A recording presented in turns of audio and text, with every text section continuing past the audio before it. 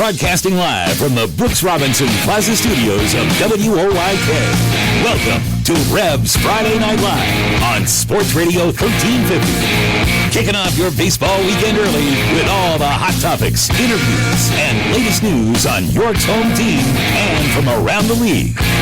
Now, here are your hosts of Revs Friday Night Live, Darrell Henry, Paul Braverman, and Ray Jensen.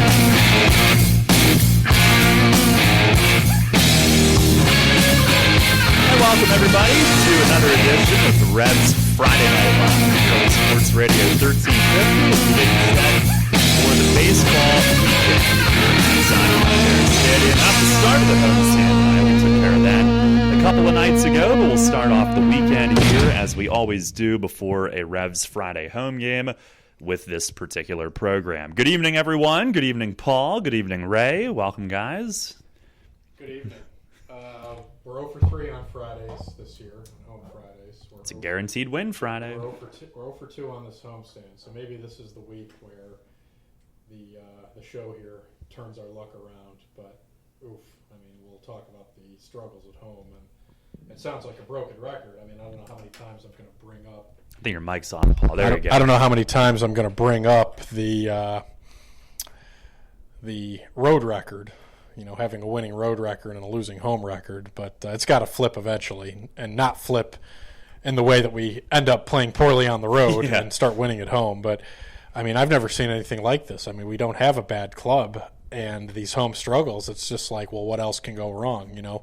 We lose high-scoring games, we leave too many men on base, and then we don't score a run for 32 innings, and it's not like you can point to one guy and say, there's the problem. You look up and down the roster, we're getting quality starts. Williamson and Sean Hill have been snake-bitten all year by poor run support. Williamson goes 8 innings.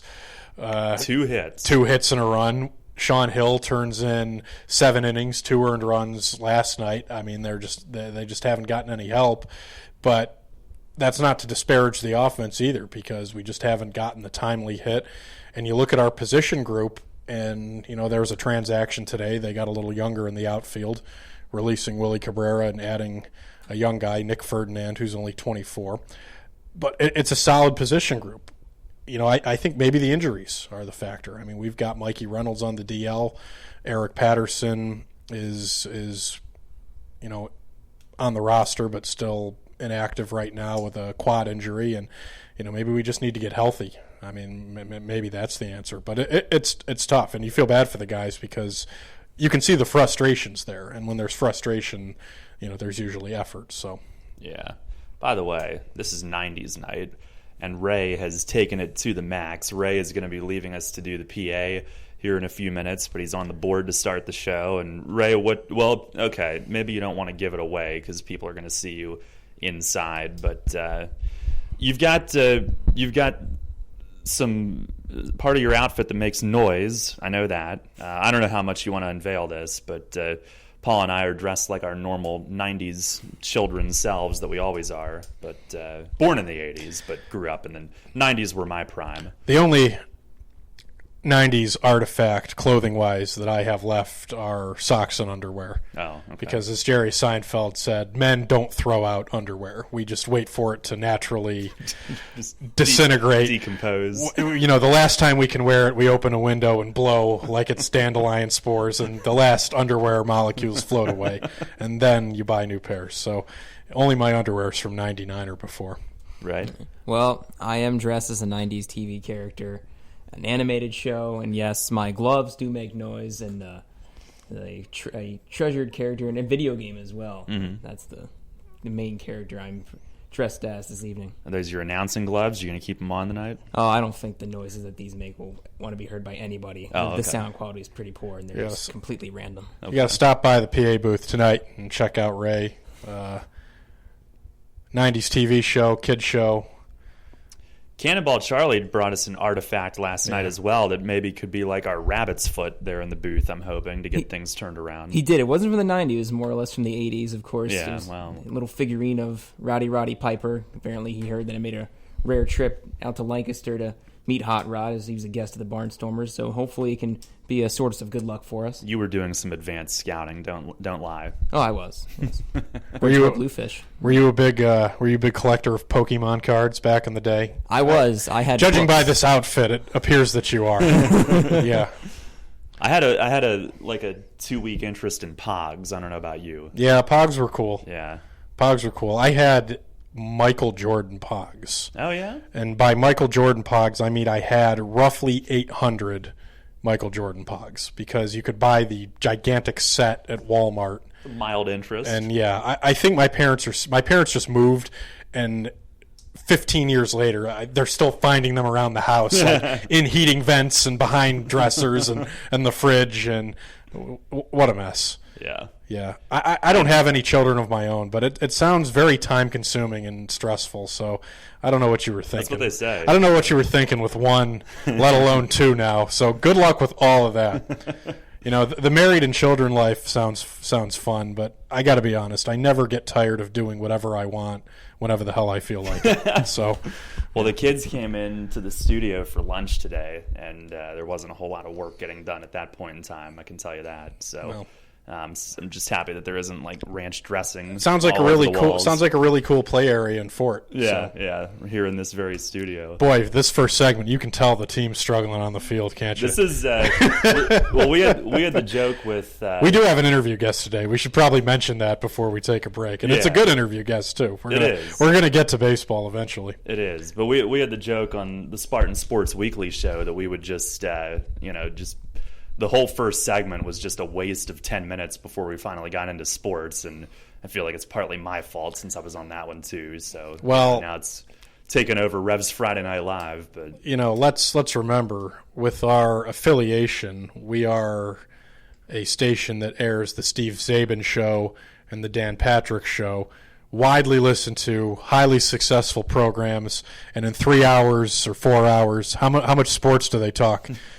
Maybe 45 minutes. Yet it's a great show and it's great personality. So not that we'll ever get to their level. We only have an hour. Humble beginnings. We only have an hour every 2 weeks. I don't think the syndication route is coming up for us anytime soon. So well, I guess since our guest is in studio, we should probably promote who it is. Yeah, we're going to be joined by Brad Bergesen, the former Orioles starter, also spent some time in the major leagues with the Arizona Diamondbacks, now here with the York Revs. We're going to talk to him because he has some York County connections through marriage, I believe, and we're going to talk to him after the break about a variety of topics, all baseball related, might I add, now that we got all the child-rearing Revs 90s night and old Seinfeld jokes out of the way in the first segment. We'll clean it up during the break. Yeah. We'll get the mop out in here. It's tough to have 90s night and not just have it all go. Well, not when Ray comes in dressed in full Pokemon regalia. What's the name of that character again? Ash Ketchum. Ash Ketchum? Yes. Man, that's a mouthful. Don't say that too fast on the air. Ash Ketchum. You're going to have that's like that Broadway transmission commercial that we always play. Get your shift with a T together, with an FT, I should say. Yeah. Don't say that too fast on the air. All right. Well, we'll head to our first break here on Revs Friday Night Live. Brad Bergesen will join us. Maybe we'll find out what his 90s interests were. I don't know if you need to brainstorm, Brad, because I really can't remember what mine were. But it is 90s night here at the stadium, and we'll talk with Brad coming up. And we're all the same age, you know. I know. It's not like he's that older than we are. We're all like 30, 31. I know. I just I have nothing. I don't know what do you think? How old do you think he is? Like, we were all doing the same thing. Yeah. So we'll have 3 minutes to come up with something. All right. But, we'll talk with Brad when we come back, getting you set for the Revs Friday night game here against Sugarland, which is coming up at 6:30. We're on now. Our Revs Friday night coverage is underway here on Sports Radio 1350 WOYK. Yeah, that's stupid. You got me all confused now. Don't worry, we'll be right back after these messages. You're listening to Sports Radio 1350 WOYK. I'm Kevin Kugler with This Week in the NCAA on Westwood One. Today we focus on two women's sports that have just concluded their seasons. Up first is rowing, as all three division championships were held last week in Northern California. For D1, the Ohio State Buckeyes captured their third consecutive title with a narrow victory over California. It was also the third straight year that the Cal Golden Bears finished second. On the same day, the D2 title was awarded to Barry University from Florida. It's the first rowing trophy for the Barry Bucks. Also on hand enjoying the competition were the Bobcats from Bates University in Maine. The previous day, they won the Division III rowing title and raised the first NCAA team trophy in school history. Moving to softball, the D2 title went to the North Georgia Nighthawks, their first ever national championship. And in D3, the Tufts Jumbos claimed the division's first ever softball three-peat, thanks in large part to senior pitching phenom Allison Fournier.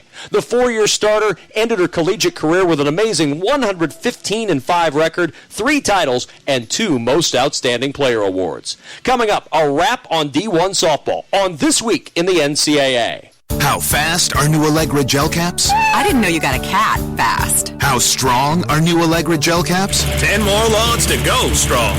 Non-drowsy Allegra gives you noticeable relief of your toughest allergy symptoms in just 1 hour, 2 times faster than Claritin, and stays strong for 24 hours. New Allegra gel caps. Nothing's faster.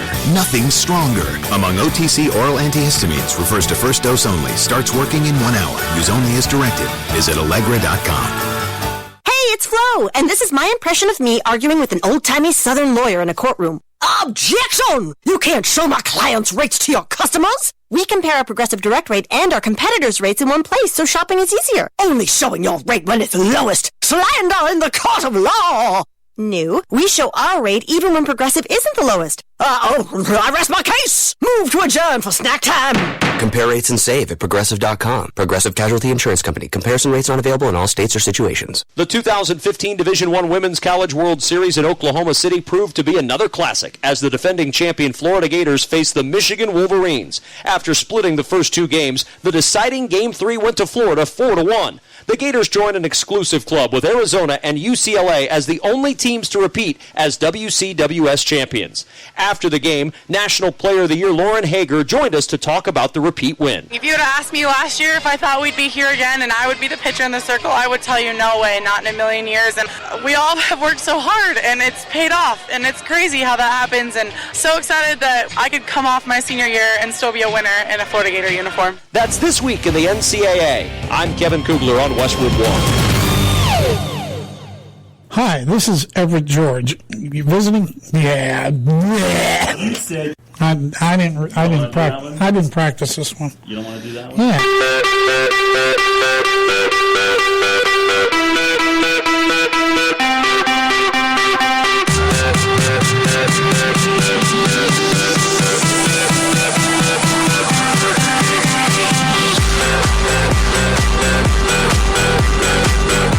Back here on Revs Friday Night Live, Darrell Henry along with Paul Braverman. Thanks to Ray Jensen, who is headed to his PA role. He's a moonlighter here between our station and the PA booth. And we welcome in Brad Bergesen, who is our guest here on this week's show. And Brad, welcome to our new studio digs. What reading did we interrupt of yours, by the way?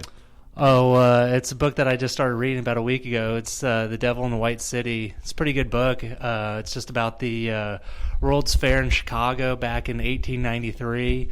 And so it's about that, and that there was a serial killer at the loose at the same time. So it's a pretty interesting book. I'm about halfway and enjoying it right now. I recommend it. Nice.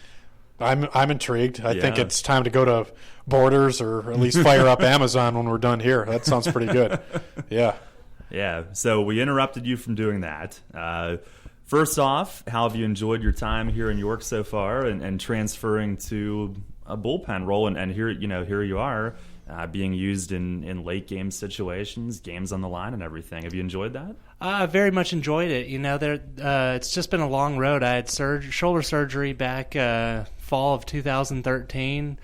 And just a roller coaster ride of rehab. There was times through the process that I never thought that I would be back on a mound again. So, to get going again and get this opportunity, I'm just very thankful of it and just trying to make the most of it each day. And without playing last year and then getting eased back in this year, obviously you had quite a bit of success in the majors with Baltimore as a starter, especially when you first got up there. Are you looking to get stretched out and eventually start again, or is it just kind of a wait and see, whatever is going to be most beneficial for you as you try to get picked up? I think it's kind of a wait and see type thing, because coming off the shoulder surgery, I feel comfortable right now in that 1 inning, 2 innings.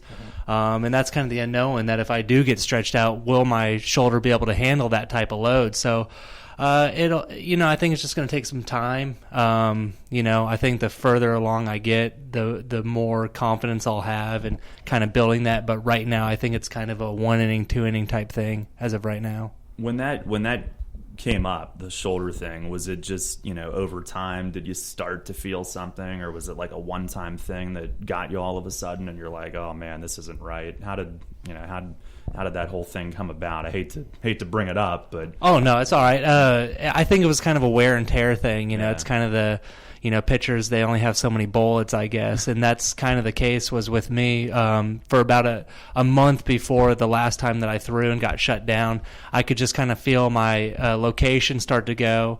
The release point kind of felt like it was starting to go a little bit as well, and I just knew something was starting to go wrong, and just wasn't able to rehab it, and started hurting throwing, and there's just kind of a process to get to where it was.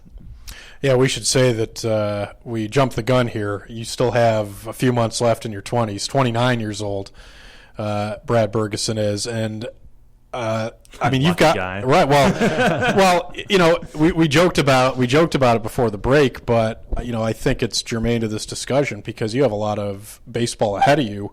You were a guy who came out of high school and you debuted as a major leaguer at a very young age. So, you've got to be thinking that your best baseball, with a new shoulder could be ahead of you, even if it's in a new role as a reliever, because, 30 is a milestone age, but there's plenty of guys on the other side of 30 getting guys out in the big leagues in 1 or 2 inning roles, like you said. So.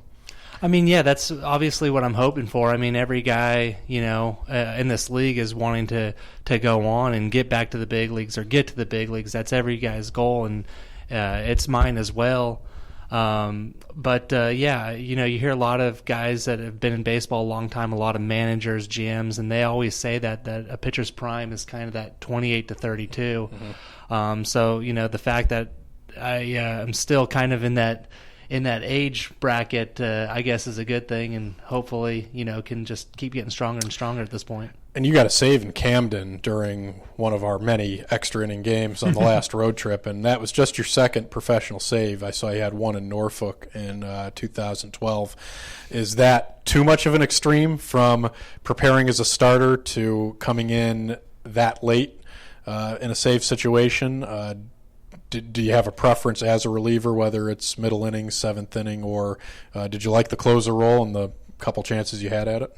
Oh yeah, I enjoy it all, but being late inning guy and coming in a safe situation, you definitely have a little extra adrenaline going, and so it's a lot of fun. Just happy that I was able to close it out. What kind of stuff do you feature, and is it different as far as your approach in relief as opposed to when you were a starter and going through the lineup a few different times? The approach is definitely different. As a starter, I'd always want to get into a groove and get 3 pitches going, fastball, slider, changeup. Whereas a reliever, you don't really have that ability. It's just you go with what's working that day, and you don't have that time. You might have 15, 20 pitches to get in and get out. So you go with really your 2 best pitches. You don't have time to kind of work on that third or get it in. Yeah, and you have some somewhat local ties. Your wife went to York College, is that right? Yeah, she did. She went to York College. She graduated in 2008, and so we started dating when I was 19. Yeah, 19 years old, and so for the first 3 minor league seasons during the off season, I would travel out from California to York, and she would travel out there, every couple of weeks and everything. So I think she lived on Jackson Street. Yeah, that's where a lot of the college students live once they're off campus, right? Sure. It's a fun row there early in the school year, and late in the school year, maybe about a month ago as school was wrapping up. Yeah. A lot of cornhole, maybe some adult beverages as the studying winds down. Not that I would know anything about that. I just drive by on my way to somewhere else and wish I was still in college, because those kids had nothing to do, and it looked pretty awesome. So, yeah. So you are in Maryland now. You're in Baltimore County, not far away, driving up here, for home games, staying down there. Is that in-laws you're staying with? Yeah, the situation really worked out great for us, is because once I knew that I wanted to get back into it, and that independent ball was kind of the route that I was going to go, and Atlantic League is where I wanted to play. I started looking around at all the teams and where they were located, and knew that there was a team in York, and that it was very close to my in-laws, about an hour away. And so it's worked out great, because we have 2 kids, and so her parents were real excited to be able to see the grandkids a little bit more, and so it's worked out wonderfully so far. Now, you're maybe equidistant from York and Southern Maryland. Now, you did have the York tie with your wife having attended York College. Was there any type of bidding war back and forth? Should I play for York? Should I play for the Blue Crabs? Or did you have your eye on York from the beginning? York is where I wanted to play from the beginning. If there wasn't the opportunity here, I think I would have tried to push or see if I could get on with them. But I started doing some research on the internet and looking at the ballparks, and I know Mark Henriksen played here last year, and so I just knew that it seemed like just a great place to play. Anybody on this team that you had been with before in your career? Rami Lewis, 2008. You could ask that. Bowie. You could ask that question in a few countries, and Rami Lewis would usually be the guy that would pop up. Yeah. So how is he different now, and how is he the same now as he was back then? I don't know how he's different. I haven't picked out anything where he's different. He's the exact same. That's an interesting question. He might not be different, but he's different. He's a different kind of guy. He's different. Yeah. Yeah. So he was. So that was in the Orioles system, of course. Yeah, AA at Bowie. Was he? You guys were both fairly young at the time, I guess, and that at that particular point. Yeah, I think. Do you guys know how old Rami is? He's 32, maybe. 31, 32. Yeah. So we were still pretty young there. I think I would have been 22, I think, at AA. But it was a fun year. It's one of my favorite years I've had in professional baseball. It's a good team to play for. So you're a West Coast guy, but now several years, with all of the Oriole affiliates in Maryland and then in Norfolk, and now here in York, and you have some ties to the area. You've spent a lot of time here as opposed to California. Do you find yourself missing home, or are you just used to the East Coast now? I think us East Coasters, and Darrell and I certainly are that. We kind of have a huge inferiority complex about the West Coast. We're very high-strung as a people, not just us two, but Northeast in general, and then the West Coasters, of course. Maybe it's a stereotype or laid back. So, do you notice a big difference? Do you prefer one over the other? It's funny is I noticed difference just in all parts of the country. Mm-hmm. Now my home is in Auburn, Alabama, so the South is a huge difference between living in the South and living at California, and to the East Coast, whether I'm visiting New York. I mean, it's just different. It seems like different attitudes, different pace of life in all parts of the country. But I mean, making my home in Auburn, Alabama, I love it down there. I don't miss California a whole lot. A lot of my family's still there, so that part I miss. But just as a state itself, I'm a Southern guy. What brought you down there? My mom moved there about 10 years ago for a job transfer, and so just visiting over the years, my wife and I, we just fell in love with it, so we decided to make it home about 5 years ago. Do you think you're developing an accent? What's funny is that someone told me about a week ago on the team that they thought I was from the South because they said I have a Southern accent, but I didn't. That's the first time I've ever heard that. I notice a little bit, maybe, but it might just be the power of suggestion because you brought it up. But here's the thing about living in Alabama: you don't have to shovel rain.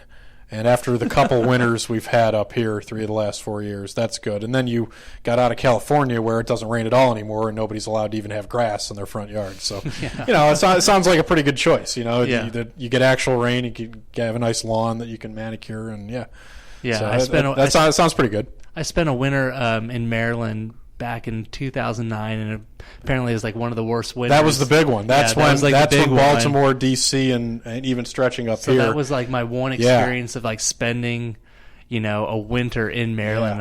Yeah. I love it for about 8 months out of the year. I'm just not a cold weather guy. That's the year the season ended, and we had the 1.5-foot snowstorm in February, March, and then 2 days later there was another 2 feet. It was the two biggest snowstorms in 20 years, back to back. It was just insane. It's is the field still going to be covered come April? Yeah, I remember being down in Southern Maryland with the Blue Crabs at the time, and I mean it's a fairly busy time of the year, end of February, beginning of March. You're trying to get ready for the season, and I didn't work for a whole week. Nobody did, because nobody could get out of their house. I mean, it was just crazy. Yeah. Yeah. When you were in Baltimore, what part of the city did you grow to like? Obviously, Inner Harbor's there. I mean, it's got to be a great place to play if you're in the big leagues. I'm sure any big league city is, but Baltimore has got to be right up there at the top, huh?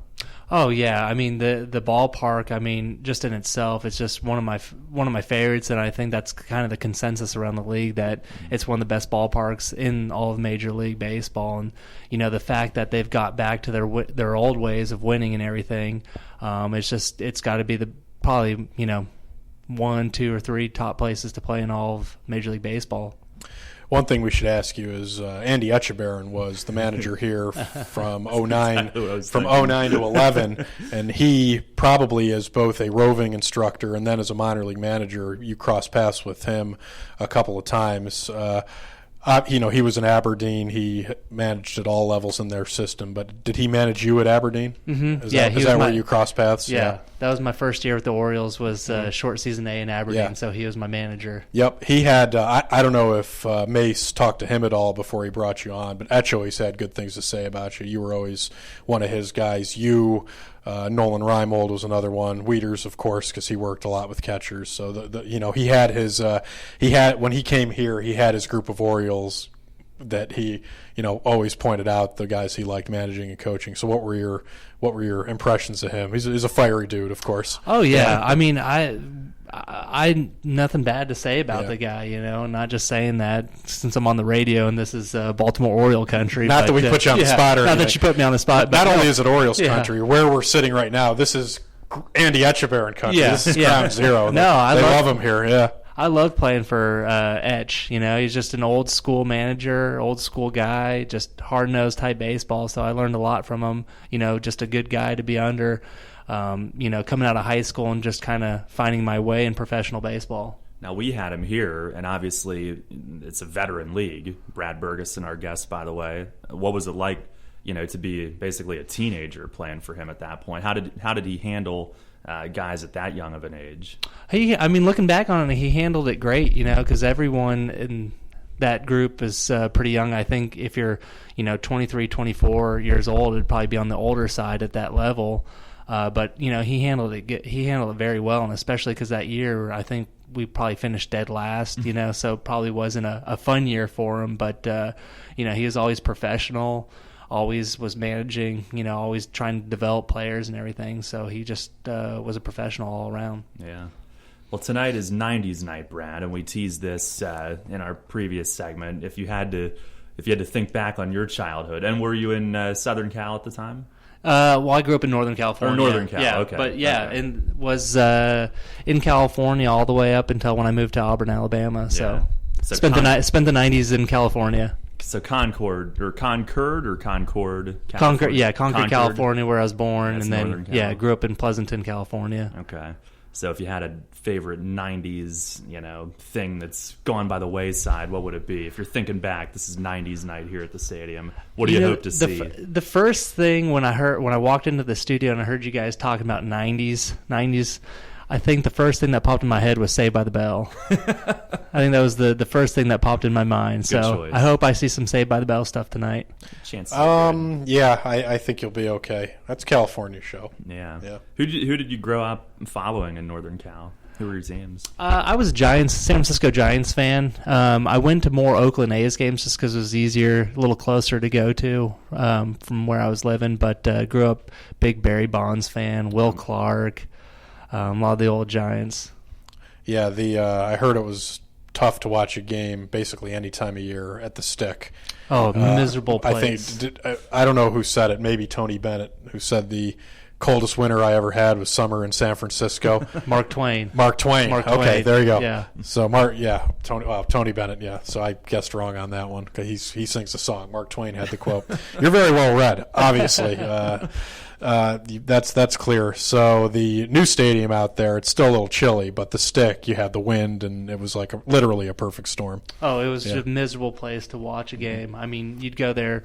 Cookie cutter football stadium, like the Vet at this side of the country. Where I grew up, it was an hour away, and it'd be in the summer, it'd be 30-degree difference, and then you go there, and you'd have to wear jeans, a jacket, because it was just so cold and windy right on the water. But you still get that at the new ballpark, but it's not quite as bad. Do you have a chance to pitch at the new ballpark? I have, yeah. I when I was with Arizona, I think we got to go there 3 times, 3 times that year. Yeah. And so it's always fun, get to go and see some old faces and have family come to the game. So that part always was pretty exciting for me. About other sports, Niners maybe, or anybody else? Grew up a big Niners fan, and then after Steve Young left, I kind of started to, fizzle out with my Niners, but grew up a big San Jose Sharks fan. Okay. Used to love the Sharks. Did not grow up a Raiders fan. What else we got? Golden State Warriors. Are you fired up for that right now? I've lost touch. I'm not a big NBA guy. I'll catch a couple games just because it's the finals, and Golden State hasn't been in the finals, and I don't even know how long. But 40 years. 40 years. 40 years. So what was it like then actually seeing a game in Oakland? I mean, obviously the Stick was known for its difficult conditions, but in Oakland they have all that foul territory. What was it like being a fan at the old Coliseum there? I mean, it never felt like a true park, if that makes sense. Because it's they have the Raiders there too, and they share the field, and so you're playing a baseball game and you can still see like where some of the football field is. So it'd be great if they could get their own field someday. I don't know if there's any plans. I've heard rumors of that, but I mean, as a kid though, always enjoyed going to a game with my dad or some friends. Speaking of 90s night, it's hilarious early in the NFL season because there's only one football team that still plays with the baseball diamond in the dirt still on the field in September, and it's the Raiders. And you do it's so rare now to even see a natural grass field in the NFL, let alone one with a baseball diamond on it. And, the Raiders are never on national TV because they stink. And then, you're watching the highlight shows in the first 4 weeks of the season, and every year I do a double take, like, there's still a team playing on a baseball diamond, and they're like, oh, of course, it's the Raiders, the old stadium. Exactly. And I still remember talking about Bay Area sports. I was in the 1989 earthquake during the World Series. Really? Yeah, I still vividly remember that day. I was 4 at the time. But we were living about 45 minutes outside of San Francisco and watching getting ready to watch the game, and all of a sudden just feel everything start shaking. Remember my dad running us all out into the backyard and everything. So it was, it stuck with me. How did your area make out with that situation? It was fine. I mean, I think there was probably, a little damage here or there to maybe some of the houses, but, it wasn't anything crippling.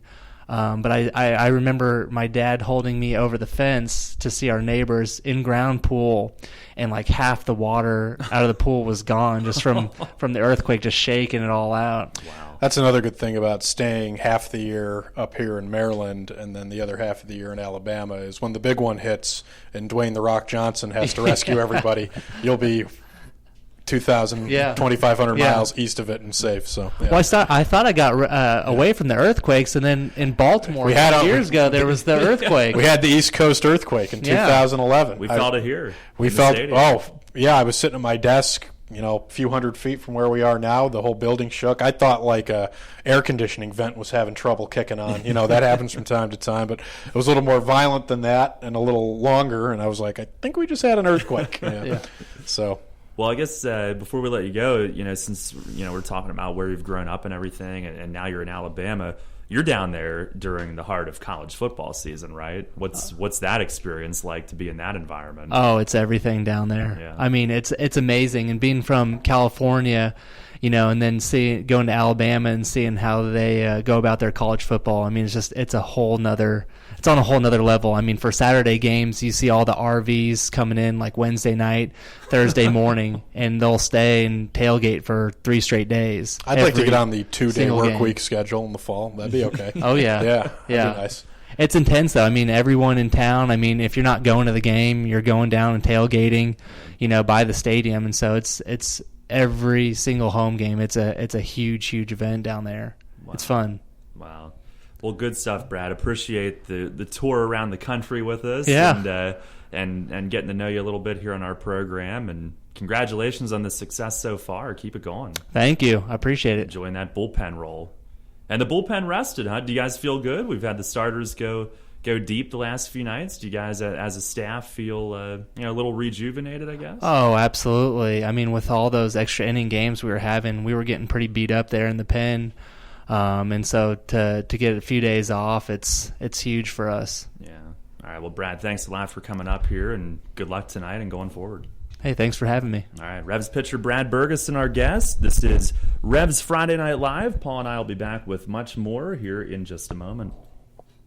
Security in life isn't something you just wish for. You build it with a strong financial plan. Start with Northwestern Mutual. Together, we'll design a disciplined and balanced approach to financial security, because reaching your goals is something we both want to work toward. To learn more, contact me, Dan McGarry, at my office on the Square in York. Look for the blue awnings. Who's helping you build your financial future? The Northwestern Mutual Life Insurance Company, Milwaukee, Wisconsin. Revolution! The Straw at Santander Stadium. That's right, Darrell Strawberry will inspire the York Revolution crowd Saturday, June 27th for Faith and Family Night, presented by Christian School of York and Alan Mark Rattel, Allstate Insurance Agency. Come hear Strawberry speak on his personal story of redemption before the game. Then you can meet him and get an autograph.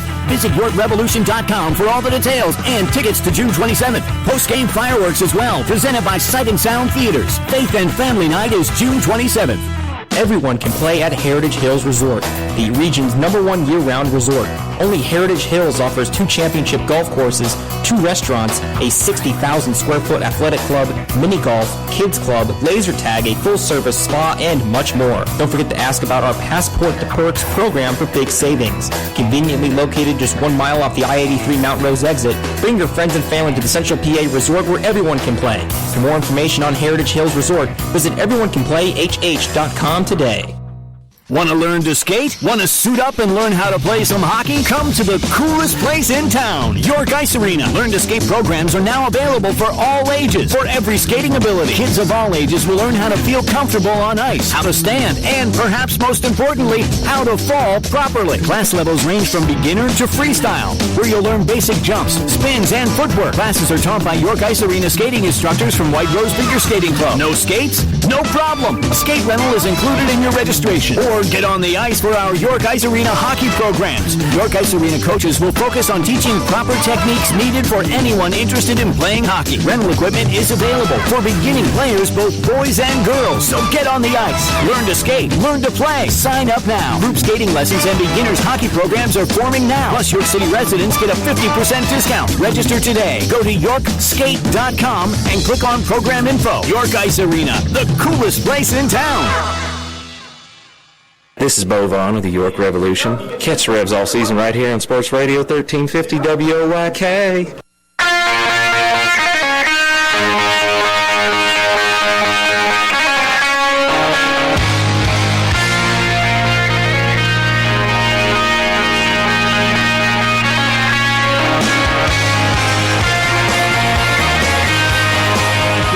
Friday Night Live, Darrell Henry alongside Paul Braverman as we continue on here. A couple segments to go. Speaking of Bo Vaughn, who brought us back, it was his idea today that maybe it's time for another Rami's rant. The team has not played great since our last one, and I might need to take one for the team and let Rami rip me up and down a few times for the betterment of the group. I can do that. I mean, it's not outlandish to say that our 4-15 record at home is all your fault.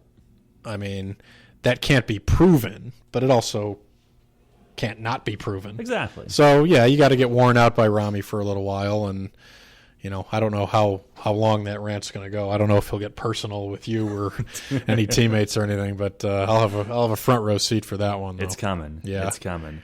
Well, we can talk about the offense or lack thereof here in this segment, but first of all, some positive news, and it involves one of our alumni again. Alumni news is always positive news. Otherwise, it wouldn't be news. Yeah, that's true. Yeah. That's a good point. Yeah. But Ian Thomas on the move and has pitched with multiple big league teams now, which is a Revs alumni first. Yes, that is true. And for fans that don't read the blog every day and might be on their way to the ballpark, just catching up with Revolution goings on, the recap is Ian Thomas, of course, who made the Braves big league roster out of spring training last season and was up and down between AAA and the majors twice last year, was also up and down twice this year as well with the Braves. He was kind of the 26th man, number one man in AAA, and was back and forth between them the last season and a quarter. And his second call-up, he was in the big leagues with Atlanta on May 22nd, and he was part of the Juan Uribe Alberto Callaspo deal when the club swapped veteran infielders. And unfortunately, he was on the Braves big league roster when they traded him to L.A., and then they immediately optioned him to AAA, Oklahoma City, where he is actually teammates with former Rev and longtime Atlantic Leaguer Brian Bergamy down there, who made his AAA debut at age 33, believe it or not. So that was cool for him. That's a good one to throw in, too. But the Dodgers had a doubleheader coming up, so they definitely needed extra arms, and they brought up Ian Thomas to piggyback after a spot start. And Thomas threw the third, fourth, and fifth innings against Colorado in Denver on June 2nd in his first appearance for Los Angeles. Unfortunately took the loss, but, did what he was called up to do and saved the bullpen and pitched 3 innings during a doubleheader day. And you're right, Darrell, he becomes the first former Rev to pitch for 2 major league organizations. So really is kind of a watershed moment for the franchise. He's one of 8 players to get to the majors after playing in York, one of 2 to make his major league debut. Of course, Scott Rice with the Mets in 2013 being the other, and Thomas, like Rice, pitched on opening day and made his debut last year. Rice, who we thought might have been headed to the Dodgers originally. Right, he was with the Dodgers and was the last guy cut from their major league camp back in 12 and ended up not getting called up when it looked like he would have, and then he made the Mets opening day roster in 2013. And then Ian Thomas, same as Rice with the Mets in 2013, pitched on opening day for the Braves in 2014 to make his major league debut. So he's one of 2 to make his debut, and now the first to play for 2 MLB clubs. So it's a big deal and a watershed moment for the franchise. And it's interesting, we were talking with Brad Bergesen last segment, and Brad Bergesen, who did not play college baseball and turned pro as an 18-year-old, we think of him as being older, even though he debuted as a professional at 18, was in the majors by the time he was in his mid-20s, and now he's only 29. So because he has all of that major league experience, 3 seasons with Baltimore and 1 with Arizona already, we think of him as being older, even though he's 29. We think of Ian Thomas as being younger because, he was here, got picked up by the Braves back in 2012, and then shot up through their system to the big leagues before the trade to the Dodgers. But he was picked up by the Braves when he was 25, debuted as a major leaguer 27, now he's 28. So it's funny, we think of Thomas as being very young because he played 4 years at VCU and then turned pro. VCU, by the way, in a super regional against the Miami Hurricanes this weekend, trying to take 2 or 3 there and get to Omaha. I'm sure Ian Thomas very, very closely watching that to see if they'll get to the College World Series, his alma mater. But we think of him as being very young and Bergesen as not being old, but older, just because even though they're the same age, they took different paths to get to the big leagues and were over a different time frame as far as their age and when they turned pro. But, it's funny. Thomas was a different kind of project because he came here young, having not been with an organization, and then ends up in the big leagues 2 years after he's in York. And Brad Bergesen, very familiar Atlantic League story, major league guy that had a lot of success in the major leagues, injured, coming back, making his comeback here, and at 29, a big-time candidate to probably get picked up. and then hopefully find himself back in the majors, because I think it's not far-fetched to say he'll be here for the rest of this year, pitch well, Bergesen that is, teams will see that he's healthy, and he could very well be in a major league camp next year in spring training, or start the year here again and get picked up very quickly. I think that's a common thing that guys have proven, that they're healthy here, and then the next year they're either in big league camp or here very briefly before they're picked up. And hopefully that's what happens with Bergesen. And I agree with what he said. I think for position players, that 30 years old cutoff is a lot more dire than it is for the pitchers. I kind of agree that they give pitchers a longer leash age-wise, and 28 to 32 really is the prime, where 25 to 29 might be the prime for a position player. And you see Ian Thomas in the big leagues last year and this year at 27, 28, has a lot of baseball left in him. And Bergesen, even though he's a familiar name and has been around for a while, especially to Oriole fans around here, still, even though he's been around longer, the same age, probably has a lot of baseball left in him as well. I just want to hear Ian Thomas introduced by Vin Scully, as you and I have discussed. Yeah, well, unfortunately, as is often the case with the 26th man that gets called up for a doubleheader, and big league teams can take 26 guys just for a doubleheader days to not tax the bullpen. He was optioned back to AAA, as is often the case, but he's at the top of the pen there. So the next time the Dodgers need to call somebody up, whether it's an injury, roster move, whatever, he would be at the top of their list to get moved back up. And hopefully it's soon, because the Dodgers, after they left Colorado, are now home for 7, and I'd love for Ian Thomas to make his Dodgers debut in LA, his home debut, and watch it late at night on the MLB Network after our games and hear Vin Scully tell his story, as he's done for thousands of players now. It's amazing to hear, and it never gets old. And I just hope we get a York Revolution shout out as a part of that. I get the sense that he remembers all of those stories. Yeah, too. I do too, and he definitely will look at a player's page before he comes into a game too. And I'm going to do a horrible Vin Scully impression, but I just want to hear him say, and Ian Thomas traded in the Callaspo Uribe deal to the Dodgers from the Braves earlier this season, was with the York Revolution before being picked up by the Braves in 2012. That's the kind of delivery he would have, and, admittedly, a terrible impression. That sounded more like a bad Howard Cosell impression, actually, than a bad Vin Scully impression. But either way, it was bad. But the period on the end of the sentence is, our alumni are still getting picked up by organizations who think they can pitch and play in the big leagues, and our guys, years after they're gone from here, still finding success in the highest levels. And remember, last year, we had Marte in the big leagues with Arizona. We had Ryan Fearabend in the big leagues with Texas. And they might still be back and forth between the majors and AAA this year had they not gone to Korea for a big payday. And who can blame them? Marte's making $1 million in salary. Fearabend, when you count in all of his signing bonuses, is making like $300,000 this year in Korea. That's more than they would make as a minimum AAA big league guy, minimum salary. So you can't blame them for that. But there's plenty of Revs alumni out there that are still at a major league level. And, those two might very well, we might have 4 or 5 guys in the big leagues right now if we didn't have guys making more than what they could make in the majors by playing in another country's major league. So, don't scoff at Andy Marte and Ryan Fearabend, for being in Korea. They had to do late in their career the best thing financially. Guaranteed for them. Guaranteed money and everything like that. Otherwise, they still might be in the big leagues, for any number of organizations. But, they added their name to the list of our accomplished alumni by getting up to the Diamondbacks in Andy Marte's case and the Rangers and Fearabend's case last year. So, going well on the alumni front, it definitely is. Yeah, well, that was definitely interesting news over the past week.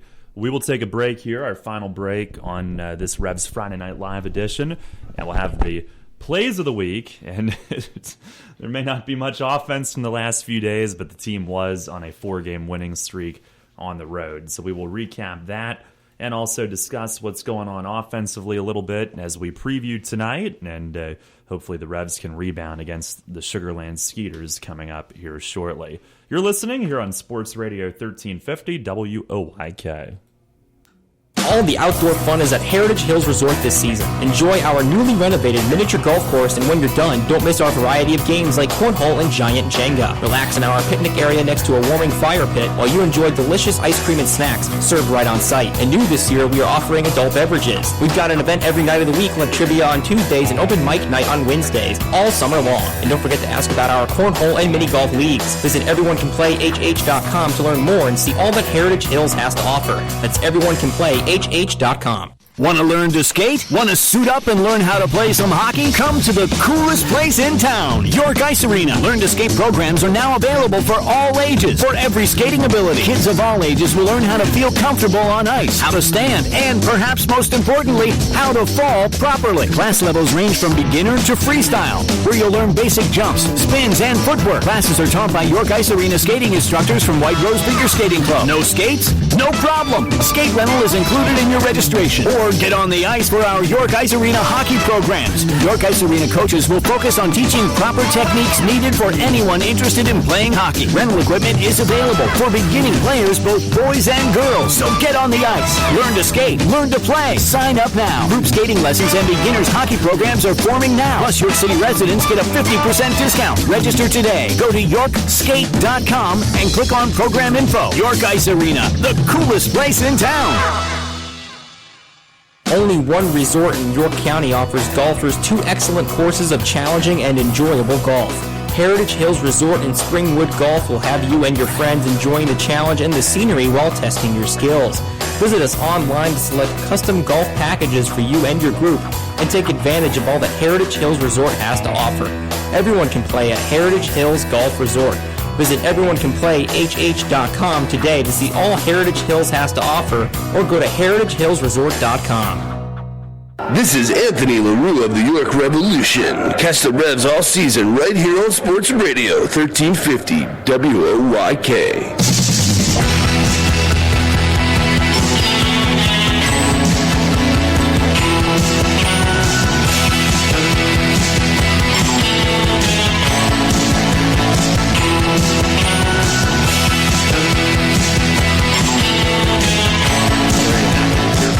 Starting pitcher on the show, Anthony LaRue getting the start here. Dillsburg, PA, baby. York County pride. Our guys pitching tonight. You got the LaRue crew in attendance tonight. He's got quite a big cheering section led by his mom down next to the Revolution dugout toward the home plate side. That's where the LaRue crew hangs out. She actually came, his mom, that is, Anthony LaRue's mom, actually came up to the press box after his last start a couple weeks ago when we were home on Sunday, just to double check whether he was charged with an earned run or not when the game was over and the box score went final.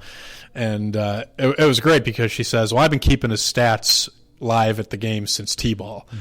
And I mean, not only can we do that for her since it's pro baseball, I wonder if she was doing that when he was pitching for the Atlanta Braves and the Kansas City Royals, when obviously those stats are readily available without doing them by hand. But you know what? That's what moms do.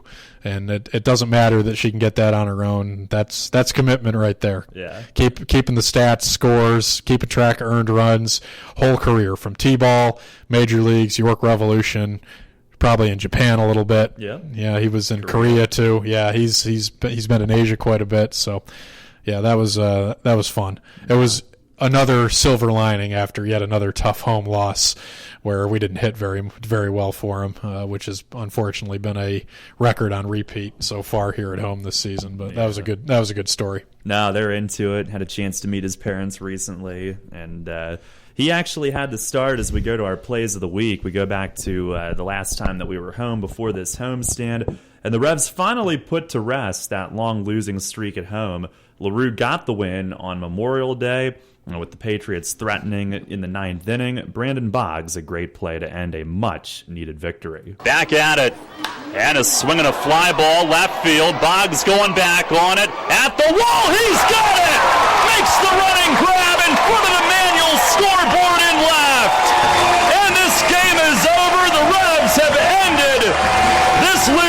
streak, both of them, and win tonight by a final score of 5-4. So that was Memorial Day afternoon. The Revs had an off day then on Tuesday the 26th. An 8-7 loss in Camden in a wild game on Wednesday, May 27th. But the following day started an incredible stretch for this team with extra inning games, late heroics, and in the 11th inning last Thursday, Brian Pounds would give the Revs the lead to start off a winning streak. Here with one out, the pitch, and a swing and a ground ball fair down the first base line. Revs will take the lead again. Wilkerson to score, and Pounds in with an RBI double. And the Revs lead again here in the top of the 11th inning. 5-4 as Brian Pounds shoots it right down the first base line. They have scored in the 10th, and after Camden tied it, they've scored again here in the 11th. And Nick Mutz would save that one in his Revs debut. Part of a huge series for Brian Pounds in Camden. The Revs would win that game last Thursday 5-4 in 11. The next night, Friday night, Pounds with a big hit as part of a 6-3 win. 2-2. Swung on, driven in the air, deep down the line in right field, toward the corner. Guzman on the move, and it hits the wall fair. In play, and bounces away from him. Both runs will score, and Pounds is into third with a stand-up triple. Right down the line to the opposite field, and it hit the base of the wall on the fly. That gave the Revs the lead in that game. They would win 6-3. The next night, Saturday the 30th, another 11-inning game, and Pounds made it 3 for 3 in the final 3 games in Camden in terms of picking up game-winning RBIs for his team, giving them the lead for good. Twice it came in extras, including on this one. Pitch on the way. Swung on and looped to shallow right, and it's in for a hit. Smith flying around third. He'll score. Brian Pounds gives them the lead again in the 11th inning on a bloop single to right. And it's a 4-3 lead here in the top of the 11th. His third straight day with a go-ahead hit. And for the second time, it comes in the 11th inning. Part of a 13-game hitting streak for Pounds, and then to make it 4 straight wins for the Revs on Sunday afternoon, late afternoon at Long Island. Sean Smith putting the capper on the longest game in Revs history. There's the stretch. Rogers off from the stretch now. Pitch to Smith is drilled high and deep to left field and gone! Smitty with a bomb into the Revs bullpen in left. And the Revs take a 4-3 lead here in the top of the 15th inning. Smitty with his first blast of the year, and his first since the one that was seen around the world last September. And the Revs have struck first, the first run of this game since the 6th inning, and it's a 4-3 lead here in the top of the 15th. And that would cap the Revs' 4-game winning streak as they would make it 3 in a row or 3 of the 4 in extra innings. They would play a third straight extra inning game the following night. But Paul, unfortunately, it's a 4-game losing streak that they're trying to end the night. Prior to that, they had won 4 in a row. Those were our plays of the week, and we had some excitement in there. 11-9 on the road, 4-15 at home. It's got to turn around eventually, and maybe we've found what might help. We certainly haven't. What we need is big Friday, Saturday, and a big Sunday crowd. Looking at the numbers coming up, it's going to be a good weekend, good attendance weekend, good weather weekend. Anthony LaRue and the LaRue crew starting tonight. This team needs to score not only a run and break up this 32-inning scoreless streak, 3.5 games. They need to score runs in the first and second inning and get the crowd into it early. And, I mean, I hate to point out the painstakingly obvious and sound like a football coach, but the energy has to be there from the beginning of the night from the lineup, because that's the frustrating thing. We get quality starts. I mean, Logan Williamson and Sean Hill combined for what, Darrell? 15 innings and 3 earned runs. The last 2 nights starting, and Anthony LaRue was striking out 7-8 guys in his last start. We have to put our starting pitcher ahead. That's the only way. That's the only way that we're going to come out of this. So yeah. Well, for those wondering what might turn us around that I was alluding to, and this was a surprise visit. I knew he was going to show up at some point, but Daniel Kurish is in the studio tonight. Do you want it to be on? No? Okay. I'm not sure we're ready for that. But good to have Daniel back, and maybe we'll work him on during the game at some point tonight, do a little catching up with him. But what a surprise here in studio. But we're going to head over to our press box location, get set for our pregame ritual. Paul, thanks a lot. Good show. Thank you, Darrell. Looking for some good energy in the ballpark tonight. Yeah. So hope so.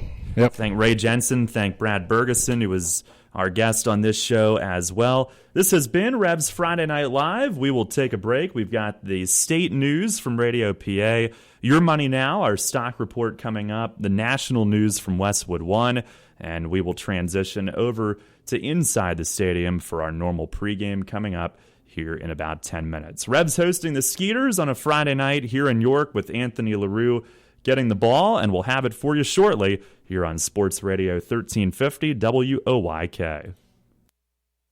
First in York, first in sports. Your only local sports station. The new Sports Radio 1350 WOYK, York, Pennsylvania.